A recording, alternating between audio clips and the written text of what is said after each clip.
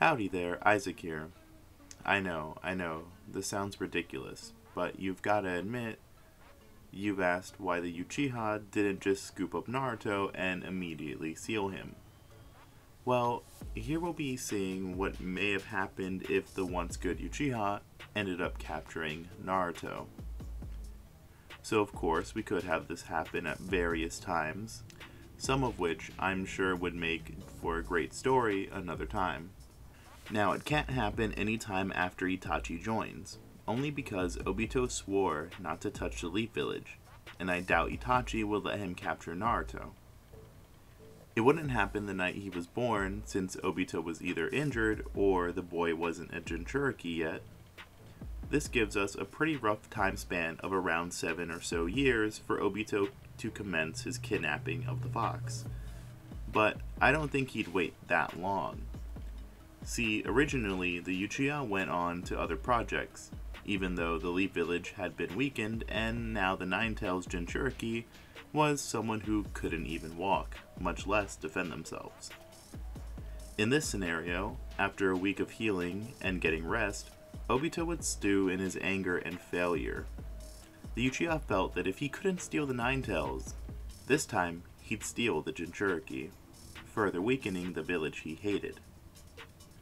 Obito, using Kamui and Guru Zetsu, would teleport around the village, searching high and low for his former master's child.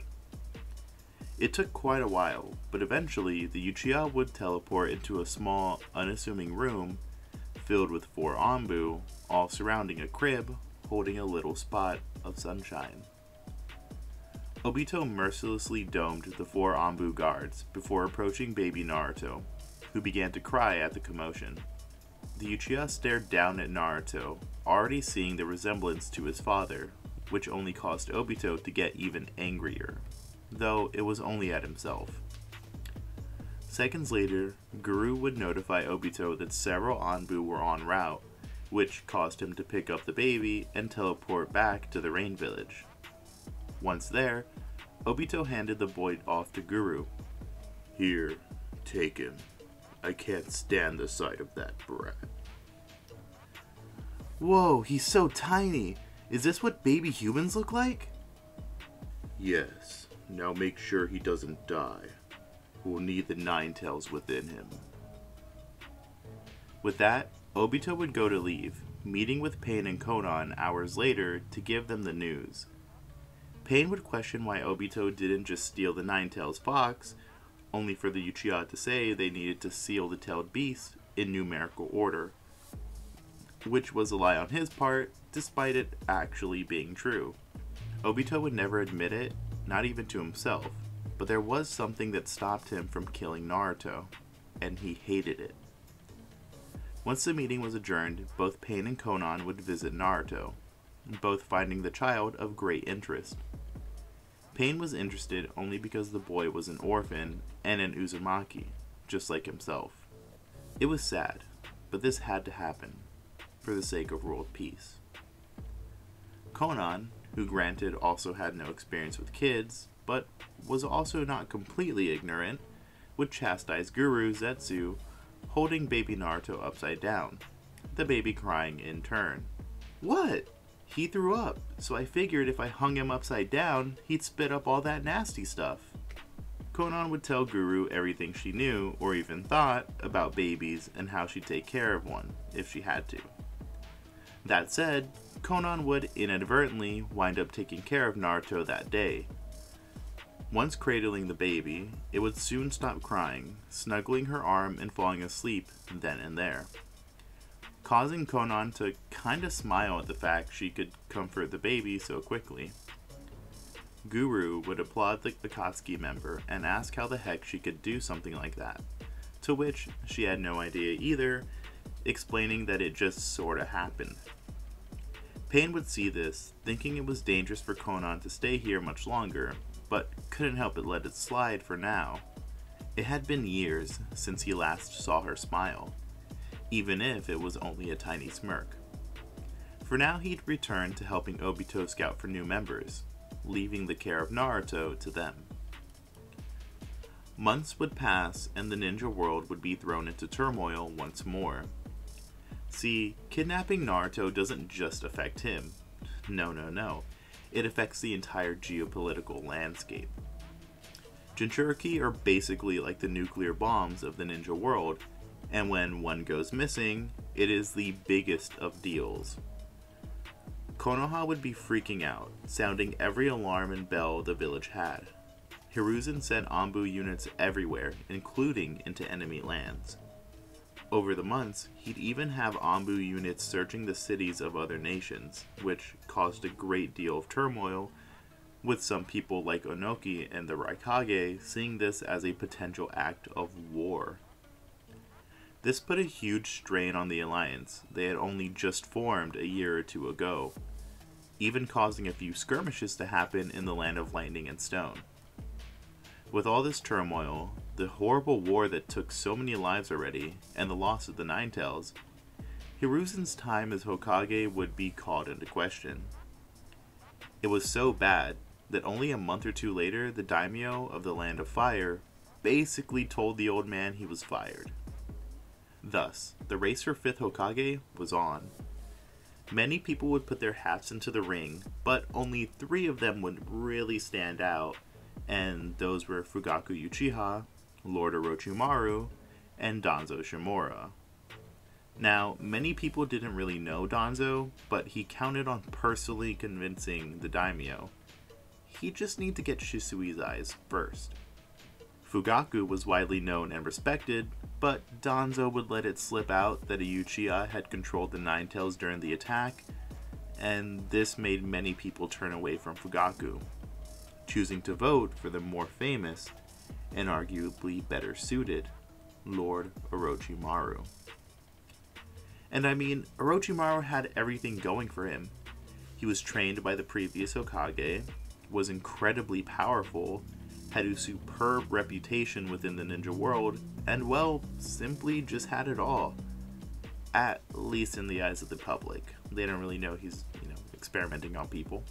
Now, while Orochimaru would be interested in becoming a Kage, I think he'd already be too disillusioned with the village and would much rather experiment in the forest without any disruptions. And being a Kage would provide many disruptions. So, while the Snake Man was easily in the lead, he'd approach Fugaku with a proposition. The Uchiha was in his office, writing reports from the police force when Orochimaru walked in. "What do you want, Lord Orochimaru?" Fugaku had an angry look in his eyes, which only excited the snake. "Fugaku Uchiha, how would you like to become the 5th Hokage?"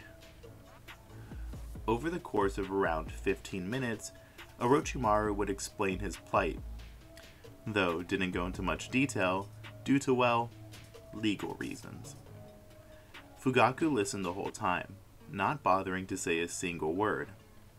Orochimaru said that he'd gladly let Fugaku become the 5th Hokage if the Uchiha promised to let the Snake Man operate within the Land of Fire without any intrusions.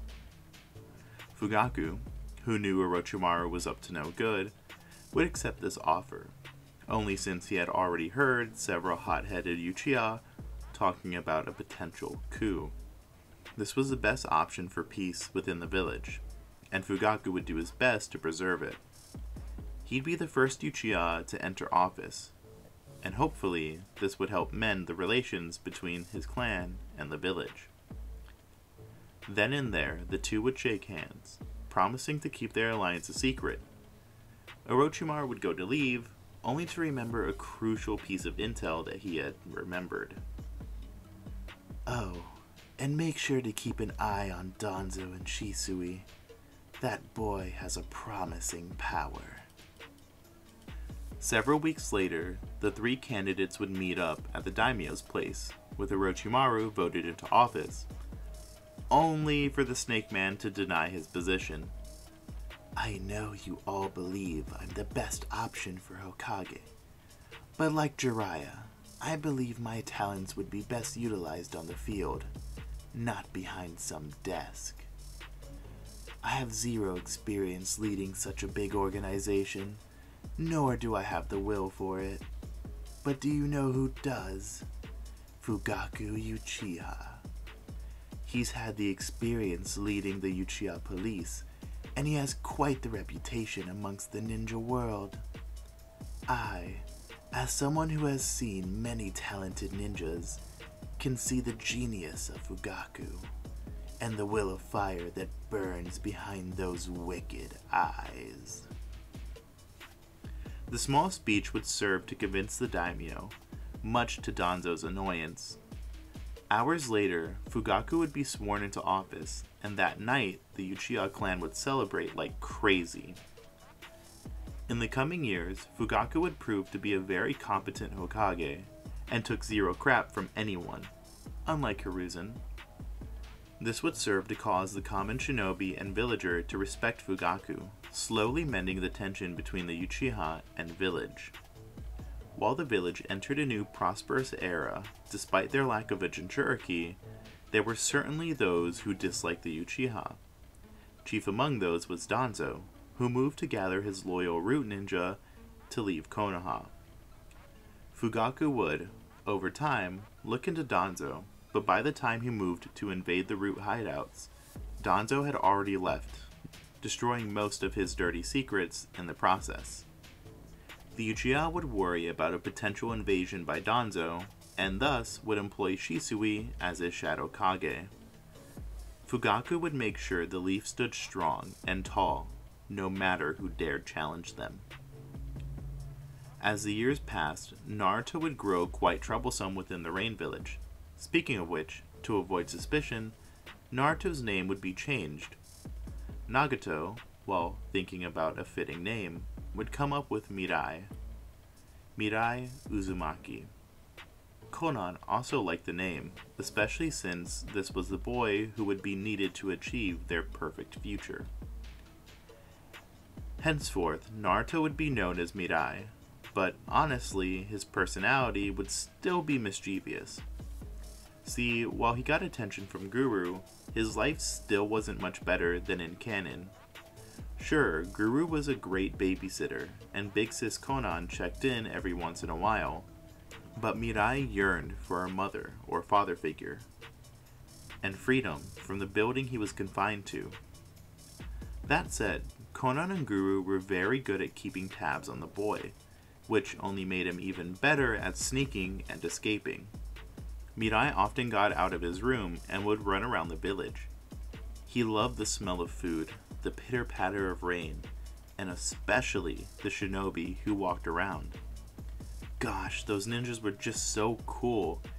Mirai wanted nothing more than to wear those awesome forehead protectors, so much so that he'd often proclaim he'd become the Amekage to Guru and Konan.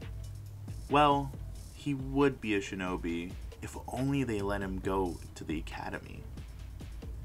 Now, while Guru could usually locate Mirai within an hour, this time it would take him a little longer to do so.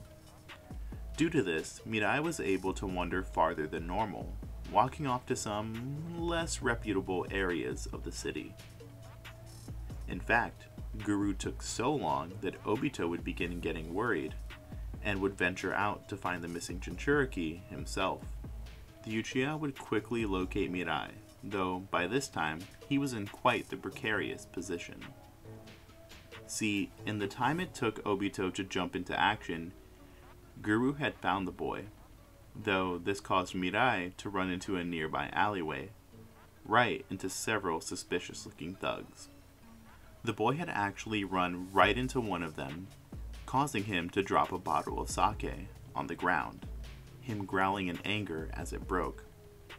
"Ugh, look what you went and did, kid. You better have some coin on you to repay me for that." Mirai looked scared and began to back away from the thug, while Guru stepped in. "Oh, I apologize, sir, but we don't have any money and really must be going now." As soon as Guru finished his sentence, the thug grabbed a nearby plank of wood and slammed it into the zetsu. Mirai watched in horror as the thug then asked for a short sword, placing it on Guru's neck, and anger rising up in the boy like none other. Now kid, if you want your friend to live, go steal me some more sake. I'll give you 30 minutes, then I'll be coming for you too. The thug looked down to Guru, expecting to hear Mirai run off, though when he did look up, he saw the boy's fist coming right at him. The jinchuriki, in a fit of rage, ran at and hit the thug, causing him to stagger back a few feet. Not bad, kid. Now let me show you what a grown-up can do. The thug kneed Mirai in the stomach, before using a double axe handle to hit him to the ground. Before the thug could land the finishing blow with his sword, both Obito and Guru moved in. He stood zero chance, having spears pierce his chest from Guru and kunai in his throat from the Uchiha. Several of his friends pulled out their own weapons, but they all fell. The injured Uzumaki watched on, it being his first time seeing carnage like that. Obito would look back to the boy, who was now standing with a fiery look in his eyes. The Uchiha knew Mirai didn't have the same talent his father did, but he did still have some potential. The boy was getting more and more mischievous as the days went on, which wasn't good. Obito couldn't guarantee he'd be there the next time the jinchuriki got out, and clearly Guru couldn't be trusted to fulfill his duties anymore. What if an enemy nation invaded? What if Leaf spies spotted the boy and recognized him? Obito, thinking about all this, and of Naruto's dream, could only come up with one solution. You wish to become a shinobi stronger than simple trash like this, don't you? Yeah, and... Mirai looked over to Guru. I also want to become strong enough to protect my friends! Obito's eye widened. Soon he had a flashback to his time within Konoha, and especially on that fateful mission with Kakashi and Rin. This boy was just like him back then. The Uchiha shook his head of these thoughts, attempting to get back to the task at hand. I see potential in you, boy. Potential to bring about world peace.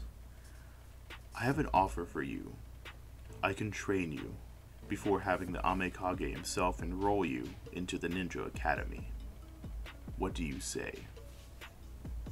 Mirai jumped into the air with joy, almost completely forgetting about his injuries altogether. He'd happily celebrate before remembering he had to ask Big Sis Konan, but Obito would reveal he knew both Konan and Nagato, convincing Mirai that they'd be fine with it. The next year would be spent with Mirai and Obito training intensely. Much to the Uchiha's surprise, Mirai progressed at an incredible rate, getting the basics down within only 3 months. Yes, even Genjutsu. Within 7 months, Mirai was able to put up quite a fight against Obito, which prompted the Uchiha to teach him wind-style attacks. By the time the year was up, Mirai was quite the formidable child, and could even use wind swords and bullets. Obito was quite sure Mirai would become a genin quickly, which was exactly what he wanted. Obito wants Naruto to become loyal to Amegakure, and make friends within it. Really form a bond with the village, so that he and Nagato could manipulate the jinchuriki even easier. Well, that's at least what Obito was telling himself.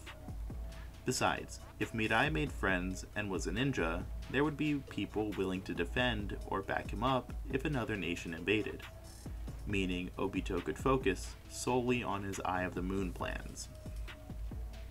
One additional year later, and Mirai would pass the Genin exams. Being pretty young compared to most of the other students, him only being 9 at the time. The exams were far harder than Konoha's, however, but without going into detail, Mirai would just barely pass, putting him in the lower bracket of Genin, though this still excited him greatly. At the graduation ceremony, Mirai would have the biggest smile ever on his face, as the Amagakuri forehead protector was given to him. From afar, Pain approached a small hillside, attempting to find any promising new shinobi, only to find Obito already watching the ceremony. "You must have really grown fond of that Uzumaki child," Pain said, his eyes focused on the genin. "As if you haven't. I know Konan has you keeping tabs on him. Don't let her feelings get in the way of our goals." Obito gave Pain a wicked glare, but the Renegon user paid it no attention. "We all should make sure to keep our emotions in check, for the sake of world peace."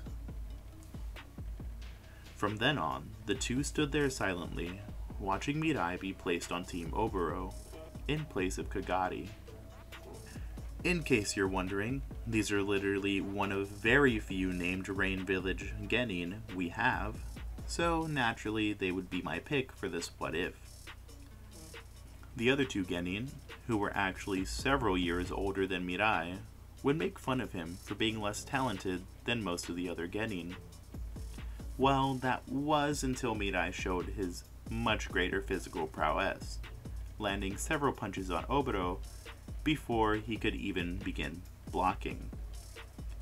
Luckily, most of the other genin had their teachers already come and pick them up, so Obito and Pain got to watch this play out. Their teacher, Ugatsu, would then walk in, seeing the commotion and simply crossing his arms, content to let it play out. Mubi quickly ran over to where Ugatsu was, not wishing to join the fight either, and watched as Obito weaved several hand signs and shot water bullets at Mirai. The jinchuriki just barely dodged the jutsu, before giving his opponent one hell of a haymaker.